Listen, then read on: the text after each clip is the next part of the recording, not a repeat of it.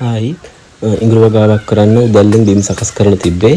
ඉතින් බීජ ටිකක් පැලවෙන දාලා තිබ්බේ. දැන් බීජ ටික පැලවෙලා බීජ සිටවන්න සුදුසු තත්ත්වයටපත් වෙලා තියෙන්නේ. ඉතින් හිටවන්න කලින් ලිපේ අලු ටිකක් ඉඟුරු වගාව කරන ස්ථානයේ බිමට පොඩ්ඩක් යොදාගත්තා. දිලිනාශකයක් විදියට. ඊට පස්සේ මෙන්න මේ විදියට අඩියෙන් අඩිය වගේ දුර හිටින්න බලවල් සකස් කරගත්ත උදැල්ලෙන් දැන් ඉතින් පැල ටික සිටව ගන්න තමයි තියෙන්නේ.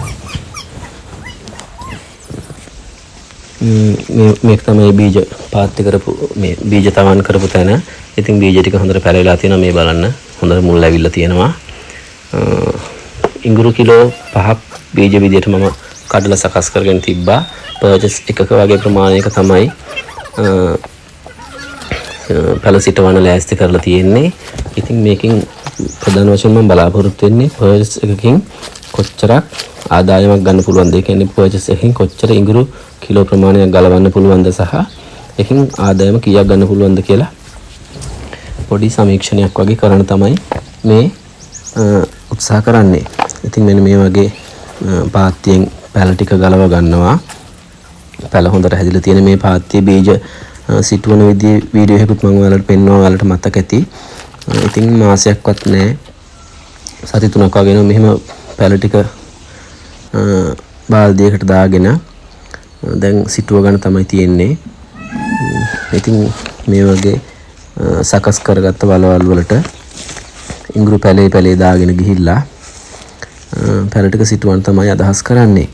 ඉතින් මේ පාත්‍ය සකස් මේ ශේෂ්ත්‍රය සකස් කරන වෙලාවේ මම උදැල්ලෙන් තමයි සකස් කරේ පොඩි බිම් ප්‍රමාණයක් නිසා. ඉතින් ඒක ලොකු අමාරුවක් වුණේ නැහැ. උදැල්ලෙන් කාණු වගේ හදලා ඒ කාණුවේ පස් බුරුල් කරලා කොම්පෝස්ට් පොහොර තමයි දැන් මේ ගෙවත්තෙම සකස් කරගත්ත කොම්පෝස්ට් පොහොර. දිලීරනාශක නම් යෙදුවේ නැහැ. හිටවන වෙලාවෙත් පැල පාත්‍ය සිටවන වෙලාවෙත් දිලීරනාශක වෙනුවට මම ලිපේ අලු ටිකක් තමයි යොදාගත්තේ. මේ වෙලාවෙත් ලිපේ අලු ටිකක් තමයි යොදාගත්තේ. ඉතින් මෙන්න මේ විදියට ශේෂ්ත්‍රයේ පැල ටික සිටුව ගන්නවා. සිටුවගෙන සතියකින් විතර පොහොර ටිකක් දාන්න තමයි බලාපොරොත්තු වෙන්නේ.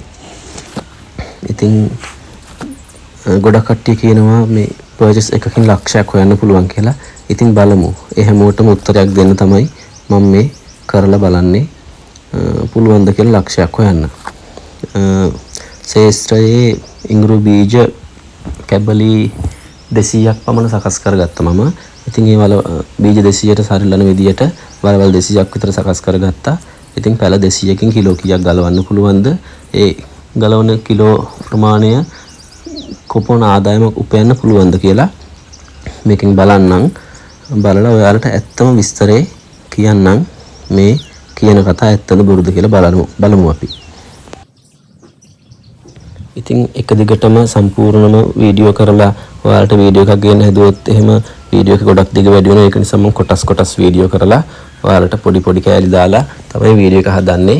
ඉතින් අනිවාර්යයෙන්ම මේ ඉඟුරු වගාවේ බීජ පැල කරලා ඉඟුරු අස්වැන්න නෙළන තෙක්ම මම ඔයාලට විටින් විට තොරතුරු ගේන්නම්. මෙන්න හිටෙව්වට පස්සේ මෙන්න මේ විදිහට තමයි පාත්‍ය ඉඟුරු වගාව තියෙන්නේ.